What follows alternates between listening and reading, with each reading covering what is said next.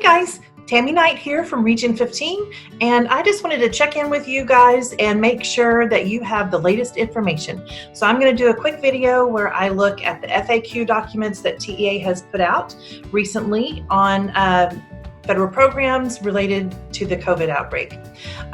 You should know that I'm recording this on Friday, April 24th, so everything that I'm telling you is based upon our understanding on April 24th. As you know, the situation is very fluid and things change from day to day. TEA has done a great job of keeping us updated, and so things could change next week. But as of right now, the information I'm sharing with you is what we know is true. I'm going to share my screen with you, and as I said, this information is based on what we know the week of April 20th, and I'm going to be going over a document that looks like this, Federal Funding and Grants. I provided the instructions for you right here for how to get to it, but I want to take you over to TEA's website. I'm going to open a browser, and I'm just going to lead you to this place. When you open up TEA's website, there's a banner that goes across it, and we're going to click this coronavirus button and then get updates. And this will take you to the coronavirus support and guidance page. And this week, TEA has reformatted the web page, and it's a lot easier to navigate now. So what you'll do is you'll scroll down here to the general guidance and FAQ documents, and you'll find that they have buttons here for a variety of topics. We are interested today in the Waivers, Finance, and Grants tab. So each button has the title, which is a link to the new web page. It will give you the updated date, and lo and behold, today they updated this web page. And then they'll give you a general description of what you'll find in each tab. So we encourage you to look at this page periodically, and when you look at it, you can skim and look for the date to see if there's something new that you haven't seen yet. So when you click the link, it takes you to their web page, and the documents that I'm going to show you, they have these little shortcuts that will take you down to different sections of this page, but what I'm going to show you is at this top section here. We're going to be looking at the Federal Funding and Grants FAQ and the COVID CARES Act Funding FAQ. So let me open one up, because within each document, TEA has provided a means for you to know which parts are new. So the document we're looking at looks like this. There are quick buttons that take you to different sections if you didn't want to have to scroll down through the PDF, because this particular one is 18 pages. So maybe you just wanted to go directly to it. These buttons will take you there.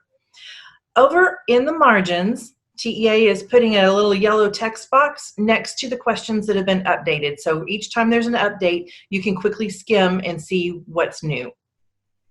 All right, let's go back over to the PowerPoint, and I am going to get rid of my video so you can see the full screen.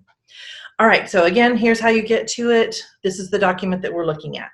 And by the way, I'm going to post the PDF of this PowerPoint in the description section of the video. So if you look below the video, there's a description, and you'll find the link there. First, we're going to talk about approved waivers. So just to be clear, TEA applied for waivers on behalf of the state of Texas, and for various things. Some people have wondered if each district has to apply for a waiver, and you do not. The TEA already applied for it on your behalf. You just get to enjoy the benefit of the waiver, and no further action is required on your part. The first waiver we're going to talk about is related to the carryover. Your 18-19 grant funds ordinarily would have ended September 30th of 2021, but because USDE allowed for this waiver, the money will be available through the end of next school year. So it will be your 18-19 money, the money that you received as carryover this year, will still be able to be spent through September 2021. Another waiver is for your 19-20 money, your current grant money. Ordinarily, Title I has a rule in statute that limits you to 15% carryover. That includes your money that's Title II or Title IV. If you reap or transfer the money into Title I, that money is also limited to that 15%. But because this waiver has been approved, that 15% limit is gone. So you're not bound by that limit for the 1920 school year. Oh, I forgot to mention, at the bottom of each slide, I have a way that you can get more information. So if you wanted to read further about this waiver, there's a lot of information on this FAQ document, you know where to find it. So this particular section that I'm talking about comes from the federal FAQ, and it's in the section Flexibility and Waivers, and it's question number 2. So each slide gives you an opportunity to read more. And while I am saying that, I want you to be aware that I'm not telling you everything that is found in the FAQ. What I did was I read through it and thought, hey, this is the stuff that I want to be sure everybody knows. So these are just the highlights. This is just the VIP stuff that I want to be sure our districts know and are aware of. There are other things in those documents that you should know, but these are the biggies. So I do encourage you to read the entire document. Another waiver is for Title IV. Title IV has 3 areas where you can spend your money: well-rounded education, safe and healthy schools, and effective uses of technology. And in statute, you are limited to 15% of the money you budget for effective uses of technology in order to spend for tech infrastructure. I don't know if that made sense. You can only spend 15% of the effective uses of technology money on tech infrastructure. So with schools closing, schools have found that they are kind of in a bind because they need some devices or hotspots or other infrastructure type technology. And so this waiver allows you to exceed 15% of the money that you set aside for effective uses of technology. So that's a good thing. Another part of the waiver applies only to the districts that receive more than $30,000. Not very many people in Region 15 receive more than $30,000. But those of you that do are tied to having to do a needs assessment and spending your money according to a certain structure. So you're required under normal circumstances to spend at least 20% on well-rounded education, at least 20% on safe and healthy schools, and at least some amount on effective uses of technology. Well, because of this waiver, you are able to address the needs of your district without doing a needs assessment, and you're able to spend your money however your district needs to spend it without worrying about sticking with these percentages.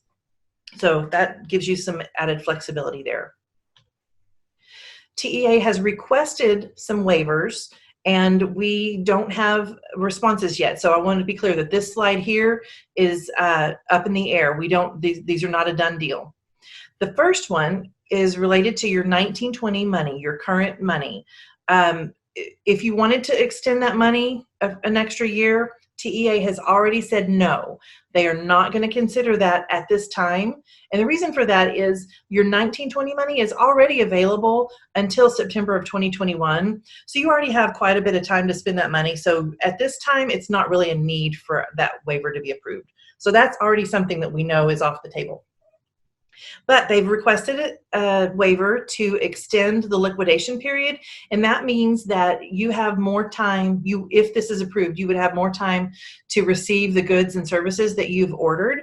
Let's just say you've ordered something and it's on back order because of, for whatever reason, and you're not expecting to receive it until later in the fall. Ordinarily, that wouldn't be okay because the grant period would have ended. So this would give you an extension on that if it's approved. They also have asked for flexibility in paying for services that you didn't actually receive. An example would be that you already paid a registration for a conference that you're not going to be able to go to, or you whatever it is, you're not getting that money reimbursed, and so they're asking for flexibility in that. Again, these have not been approved yet, so we're going to have to stay tuned and wait for answers on that.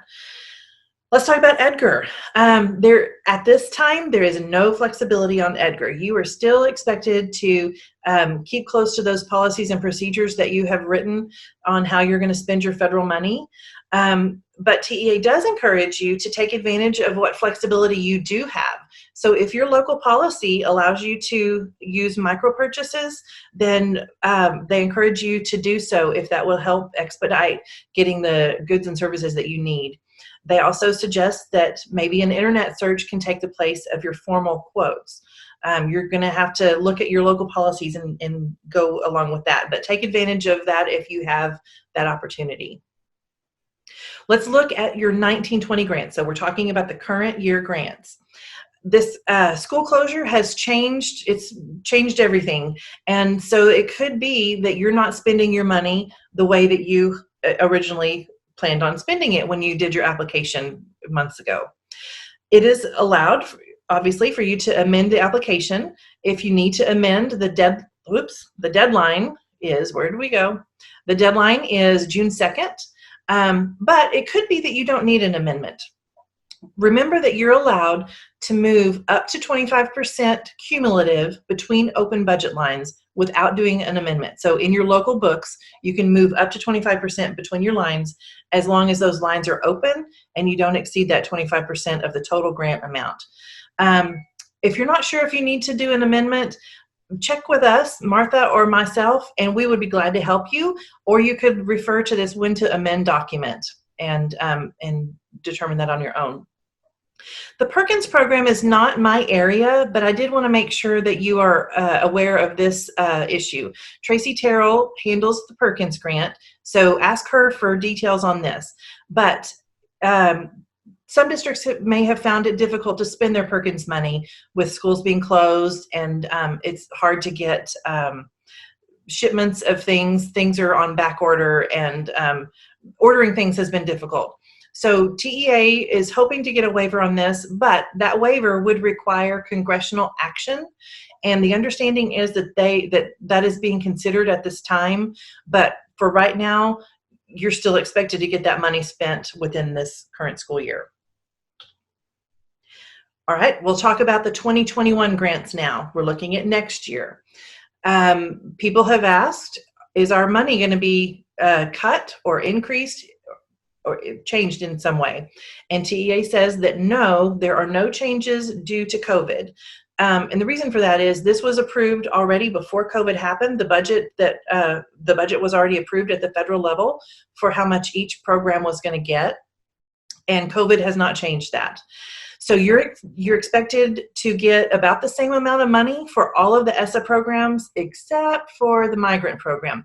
Unfortunately, the migrant program is taking a pretty big hit. It is losing about 38% to the state. So the state is getting a decrease of about 38%. And of course, that will then be transferred over to the districts that have migrant programs. But that's the only one that we're going to see a major difference in. The timeline for the application should be the same. We expect the application to open in early June and be due at the same times. If you have a 12-month employees, you would have it turned in by July 1st. Or if you don't have 12-month employees, you could get it submitted the first week of September, either the 1st or 4th, somewhere around in that area. We encourage you to get it turned in by July 1st. It just simplifies things and makes sure that you get it turned in on time. But you do have that opportunity if you don't have 12-month employees. Let's talk about SMART goals. You remember those SMART goals? Each district has written a SMART goal based on a need that they identified, and they aligned that need to ESSA programs, sometimes your Perkins programs. So you identified a need, aligned it to a program, set aside an amount of money for it, you articulated what the activity was going to be, and you wrote a SMART goal on that. Ordinarily, in the compliance report, you would be expected to fill out a PR 3001 for your 1920 to tell TEA whether you met your goal, whether you spent your money, whether you're going to continue that goal, and so forth. That has been suspended, so you will not see that this year when you do your compliance report. Moving forward for the 2021 school year, Ordinarily, you would be expected to say if you're still keeping with that same SMART goal or revising it, updating the SMART goal percentages. That has also been suspended for the 2021 school year. So you should not be expected to fill out that form this year. The reason for this has largely to do with the fact a lot of schools chose STAR scores for their SMART goal. And obviously, since you didn't take a STAR test, it would be really difficult to make that goal. But the main reason is TEA wants you to focus on meeting the needs of your students right now rather than worrying about your SMART goals. And I really appreciate this. I have to say, TEA is doing a really good job of being kid-centered. They're taking care of the needs of students, and they're being very considerate of how hard the districts are, how swamped you are trying to get everything done. They're really keeping the districts in mind, and they're keeping the needs of the ESCs in mind too. So I really appreciate the way they're handling this whole COVID situation. Moving forward, let's talk about carryover. Your 1920 carryover is still going to be made available at the same time as usual, November, December.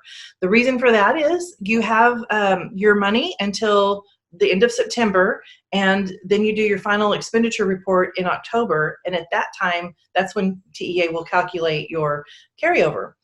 But TEA says that you can go ahead and estimate what your carryover is going to be, and in your local budget, go ahead and start charging against that money while you wait for your NOGA. So that's an option if you are really needing that money right now.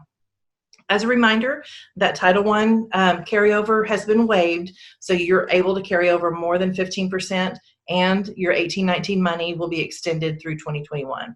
I already said that before. I just wanted to recap that.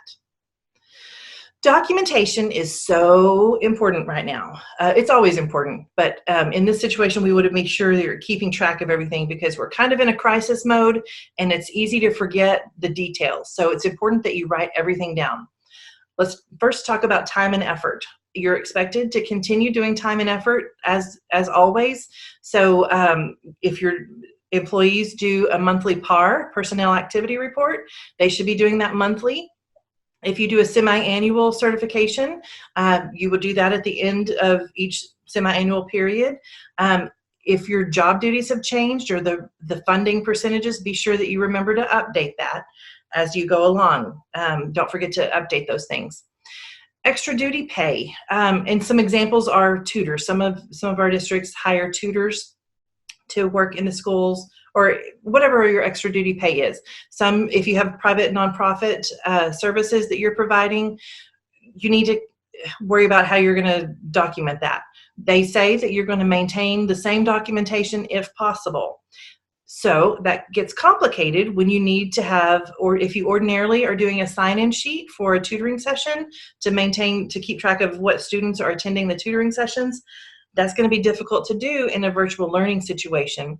So TEA advises that you substitute another method to document who attended. You might have the tutor just keep notes of which students are attending each session, what the dates and times are. And TEA has said, and they've said this many times in their FAQ document, that they will be flexible during compliance reviews, but they urge you to do the very best you can to meet the statute. So if in any of these situations, if you are unable to comply with what the law says, you need to write down why you're unable to comply with the law and what you're doing about it in order to address that. And they just want you to do the very best you can. I'm urging you to write down good detailed notes, because should you be asked later, it'd be nice to have your notes available so you don't have to remember, and plus you have good documentation to support your decisions. So we're going to say this over and over again, that TA will be flexible during compliance reviews, but in all of those cases, be sure that you're keeping good documentation of why you didn't adhere to the law and how you handled the situation. Personnel issues. I would say that probably either all or most of your employees are teleworking right now. It is allowable to continue paying these federally funded employees as long as you have what is called a funding neutral compensation policy. What does that mean? That means that you are still paying your federal people and your local people. You're not treating any fund source differently. So if you weren't going to pay your local people, then you can't pay your federal people. That's what that means. If you don't already have a policy like this, then they encourage you to write one, and they provided some more information in this FEMA FAQ on their TEA website. So look for that under the COVID resources. Now let's talk about the duties of these employees. It's important to remember that these federally funded people need to be performing duties that are aligned to the grant program that they're getting paid out of. Just be sure that their duties are still aligned with the grant. And this next part of the FAQ, I really hope I understand this, but my understanding is they're saying not to double dip, not to pay your federal people for their full-time work, and then on top of it, if they had extra duties, pay them for local duties in place of their normal work. So don't pay them out of their federal pot of money, and then on top of that, pay them locally for extra stuff that they're doing during those same work hours. I hope that's what that means, and I hope that made sense. Again, I'm not really sure what that meant. Should you have had people that needed to do new federally funded activities, be sure that you're updating their job description. This could be somebody who ordinarily was paid locally, but now they're doing some Title I work, for example. Be sure their job description reflects that. As we get ready to launch our 2021 school year, there are certain things that you're always required to do. Some examples are revising your parent involvement policy, or doing a consultation if you have private nonprofits in your attendance boundaries, parent meetings to do CNAs, and all sorts of things. At this time, none of those activities are waived. However, each program that oversees each of these areas could later waive these things if they deem it necessary. So there could be more flexibility later, but at this time, you are still expected to comply fully with all of these things. However, this is one of those areas where TEA will be flexible during compliance validation if you're selected. So because of that, be sure that you take careful notes and explain why you weren't able to have all of the required stakeholders at your comprehensive needs assessment meeting, for example. Take good notes. Private nonprofits. Now, don't tune me out just because you don't have a private school in your boundaries. Schools are expected to reach out and offer services to private nonprofit schools that have students in it. So right now in Region 15, Brownwood, San Angelo, and Del Rio have private schools that participate in equitable services. So if you're in a school district right outside of any of these towns, it's possible that some of the students that live in your boundary attend those private schools. So you're expected to reach out to those private schools and say, offer your services. And if they accept, then you would need to do a whole bunch of stuff, and you would need to talk to us, and we'll help you with that. But all private schools still have to be offered the services. All private nonprofit schools, not all private schools. And you're expected to consult prior to submitting your application. So here we are, April 24th. The application opens early June. So you have pretty much the month of May to get this consultation done. So if you haven't already started on this, we urge you to get started on it. It is okay to do a virtual meeting if you're not able to meet face-to-face. And again, TEA will provide flexibility during a validation. Document how you're doing this. The question was asked in the FAQ if it's allowed to spend your equitable services money on hotspots. And it is allowed, but TEA, you're still expected to maintain control of those documents, of those devices. That means you have to keep control of the inventory and ensure that the use is secular and non-ideological. And that could be difficult to do in a remote learning situation. So it is allowed, but there is a burden on the district to make sure that it's being used properly. Ordinarily, your private nonprofit equitable services is supposed to be spent during the year. You're not supposed to carry over money, but this is a rare circumstance where schools have been closed, so it's possible that you were not able to complete the activities for the private school. TEA urges you to make an effort to continue providing services from now through the end of the summer, if possible. But if you're unable to spend that money or to continue providing those services, it's you will be approved to carry over that money for next year. You have to document very carefully how much money you're carrying over and what that money was to be used for, and then consider that during your consultation with the private school in 2021. All right. So in general, now we're talking just in general use of funds. The question was asked if you can spend money for hotspots out of Title I, and yes, it is allowable. Be sure that you have updated your needs assessment and your district or campus improvement plan, and keep close records of the money that you're spending out of all of your money for COVID, just in case later there's an opportunity for you to be reimbursed. And we'll talk about that in a moment, how to keep those records. Should the money be spent on people that are not the intended beneficiary? In other words, can you spend Title I money on non-Title I students? No, you cannot. The grant still has to serve only the eligible students under that program.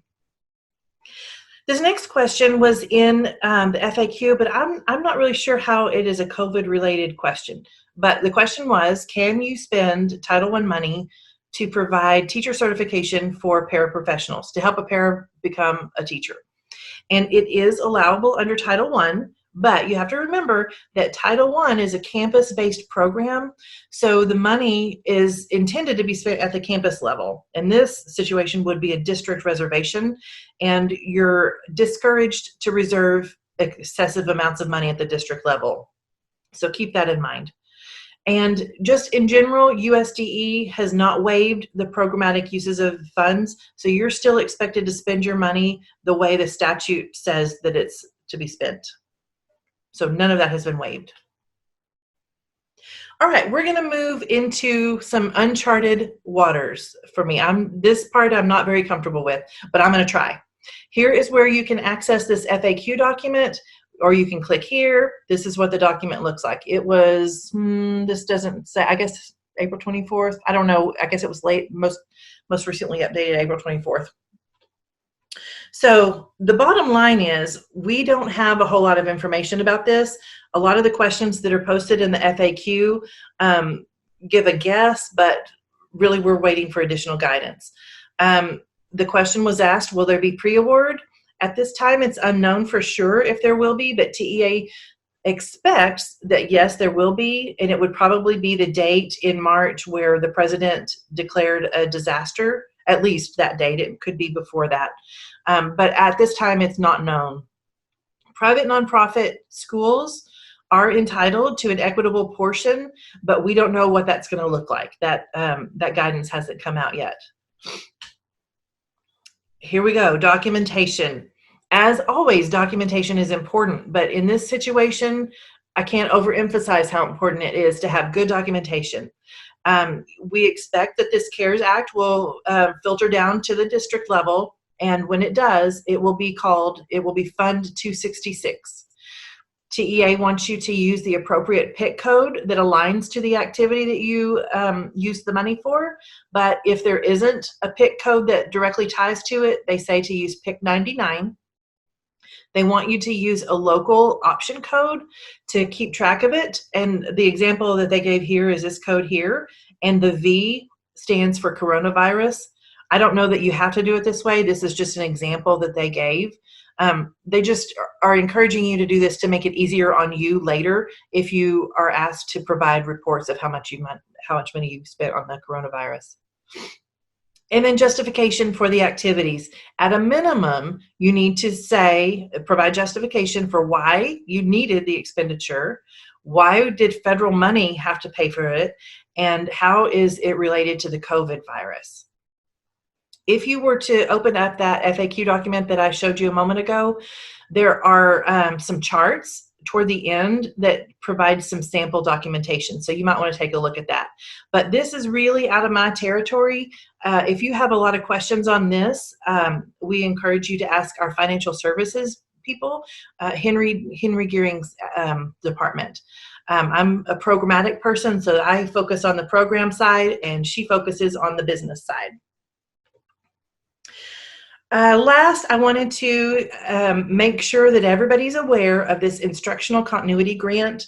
It's for districts that have Title I targeted support campuses. And I have provided a list here of all of the Region 15 districts that are eligible for this money. We have already met with all of the districts that asked us for help, and we have completed the applications, and most of them are turned in already. If you have not reached out for help and you would like our help, please contact us and we'd be glad to help you with this. The grant is due May 22nd. It's a paper grant that you email to TEA. There's two parts. There's a PDF document that you fill out, and then an Excel sheet that you attach to an email and send into grants, a specific email at TEA. The money is going to go to Fund 276. So if we haven't helped you, we'd be glad to help you. Just reach out to us. And that's all.